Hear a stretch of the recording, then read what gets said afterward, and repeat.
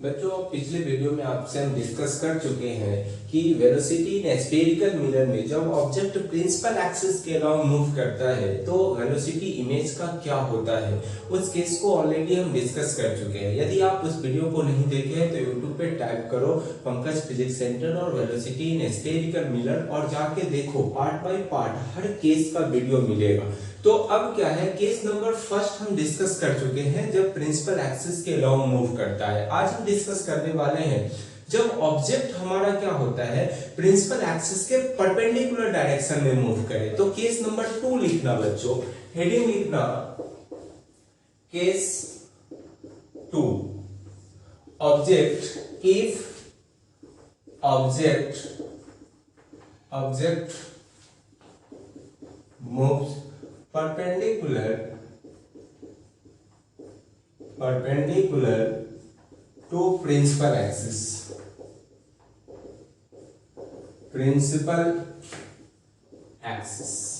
मतलब principal axis के perpendicular move करे तब कैसा सिचुएशन होगा ना। तो आपको पैरेलल मूव किया था तो उस सिचुएशन के बारे में डेरिवेशन करके हम सिखाए हैं कि क्या फार्मूला आता है, कैसे उससे क्वेश्चन हम कैसे बनाते हैं, सारी चीज उसमें डिस्कस करते हैं। केस नंबर 2 है ना, हम बच्चों लेते हैं क्या, पहले फार्मूला ड्राइव कर लेते हैं, उसके बाद इस पे क्वेश्चन भी करेंगे ना। तो ध्यान से देखो बच्चों, यहाँ क्या है, यह पोल होता है या इसको फोकस मानो या सेंटर ऑफ कर्वेचर है। बच्चों यह हमारा क्या है, ऑब्जेक्ट है जो HO से मान लेते हैं। इसकी वेलोसिटी VO मतलब velocity of object perpendicular direction, ऐसा सिंबल लिखे है कि परपेंडिकुलर डायरेक्शन में जाना है। चलो यहाँ पे ऐसा इमेज बना जो HI है, मतलब हाइट ऑफ इमेज है, और इसका वेलोसिटी हम क्या मानते हैं, VI, velocity of image perpendicular direction. बच्चों ये सब लिख लेना है, VO परपेंडिकुलर, इसका मतलब है velocity of object in perpendicular direction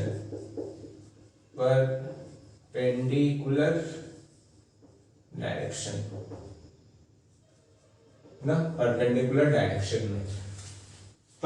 direction में भी I है और परपेंडिकुलर मतलब है velocity of image in perpendicular direction.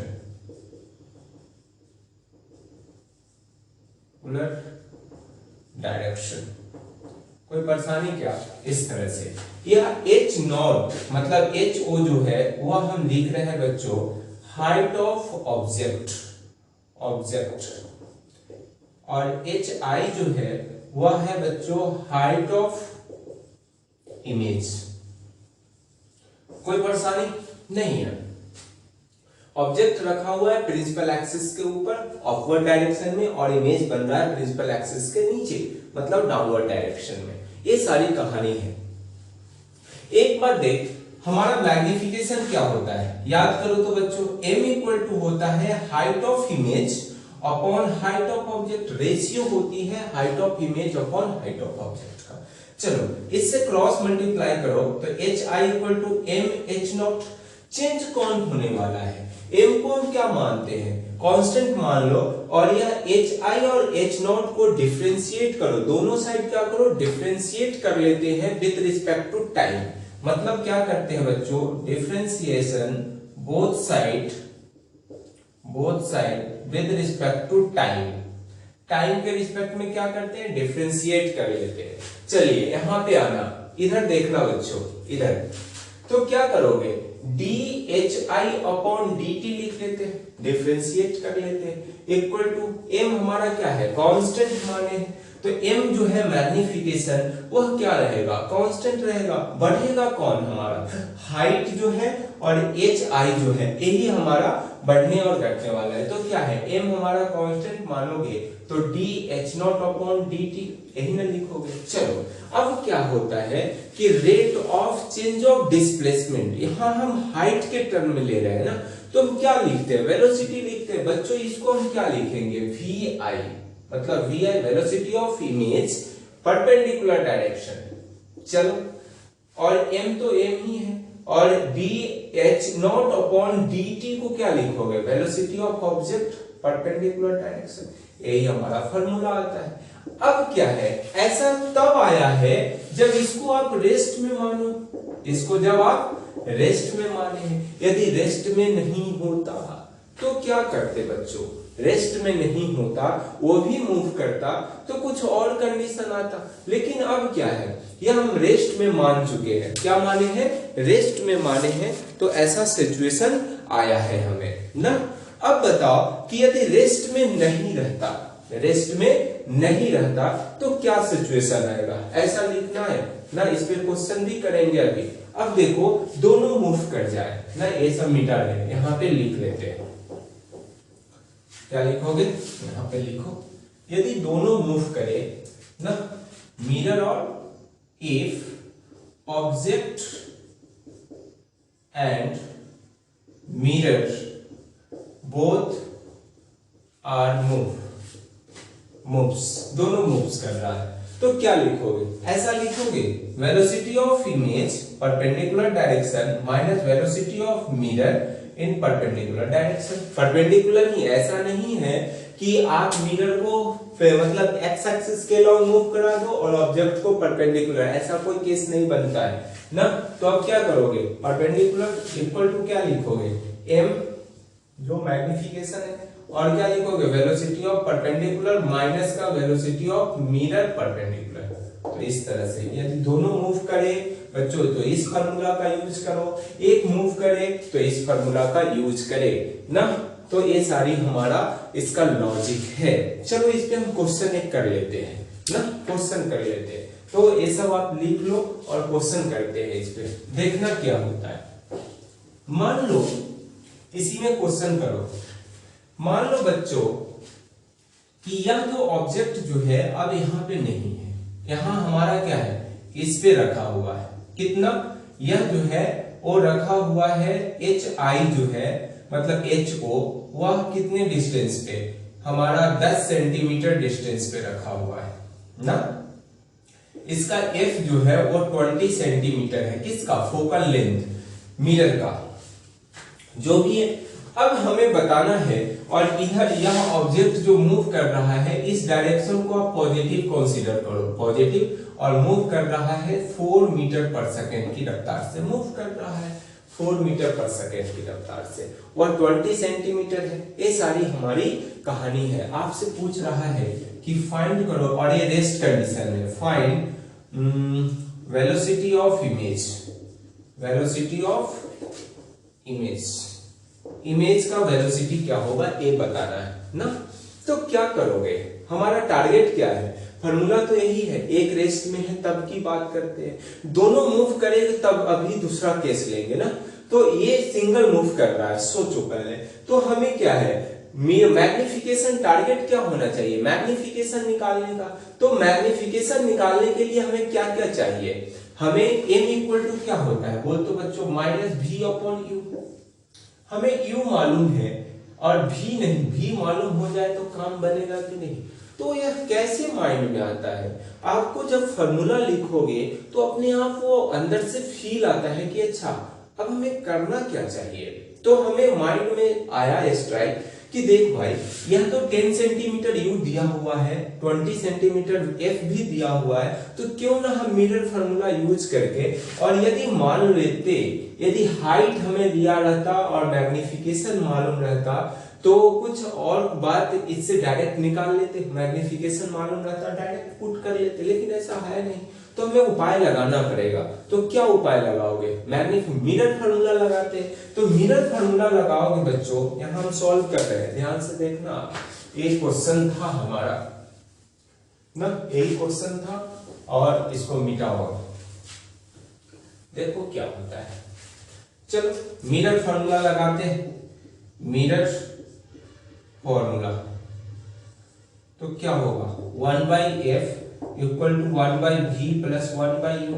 अब साइन को भी लेना पड़ेगा, साइन से तो हम आपको बोले हैं कि जब ऑप्टिक्स पढ़ रहे हैं तो साइन से प्यार होना चाहिए, नहीं तो क्या है दिक्कत में आओगे। अब क्या है, चलो यहाँ एफ क्या है, पॉजिटिव होगा कि निगेटिव, तो यहाँ ऑब्जेक्ट है, इंसिडेंट रे की डायरेक्शन इधर अपोजिट डायरेक्शन में मान रहे हैं, मतलब एफ जो होगा बच्चों माइनस का 20 सेंटीमीटर, यू क्या होगा माइनस का 10 सेंटीमीटर लेना पड़ेगा। चलो लो 1 बाई क्या लोगे -20 equal to 1 by V plus का 1 बाई माइनस का 10। चलिए यहाँ पे आइए 1 बाई 20 माइनस का इक्वल टू वहां से लेके आओ इधर, यह जब माइनस और प्लस क्या बनेगा माइनस बन जाएगा। चलिए यहाँ आएगा तो 1 by 10 equal to 1 by V हो जाएगा। तो क्या लिखोगे 1 बाई वी मतलब 20 एलसीएम कितना होगा 20, तो -1 प्लस का 2 मतलब 1 by V equal to 1 by 20 मतलब v इक्वल टू आने वाला है 20 सेंटीमीटर। और आना भी चाहिए, याद करो कि जब हमारा पोल और फोकस के बीच ऑब्जेक्ट रहता था तो मिरर पे इमेज कैसा बनता था, कॉनकेव मिरर के केस में बिहाइंड द मिरर बनता था, वर्चुअल बनता था, इरेक्ट बनता था, तो ऐसा बनेगा। तो ये कैसा, अब यहाँ पॉजिटिव आया तो हड़बड़ाना नहीं है, अरे हर केस में तो हमारा नेगेटिव आता था, यहाँ पॉजिटिव, अरे एक तो केस है ना जहां पे पॉजिटिव आता है, वो कौन सा केस है जब पोल और फोकस के बीच रखते थे तो आया, कोई टेंशन की बात नहीं है। चलो आया, अब हमें मैग्निफिकेशन चाहिए ना, तो मैग्निफिकेशन m इक्वल टू क्या होता है -v/u। अब देखो बच्चों साइन से भागना नहीं है, जैसे जैसे साइन है वैसे वैसे रखना है। तो m अब क्या लिखोगे माइनस कितना है v हमारा कितना है 20 और माइनस तो उसका है फॉर्मूला का तो 20, u कितना है u माइनस का 10, दिस गाय मतलब क्या होगा मैग्निफिकेशन 2 और m इक्वल टू कितना हुआ 2 सेंटीमीटर, 2 आया सेंटीमीटर नहीं, मैग्निफिकेशन का कोई यूनिट ही नहीं होता, क्यों नहीं हुआ, यहाँ भी सेंटीमीटर यहाँ भी सब एक दूसरे से कैंसिल आउट, मैग्निफिकेशन का कोई यूनिट होता नहीं है।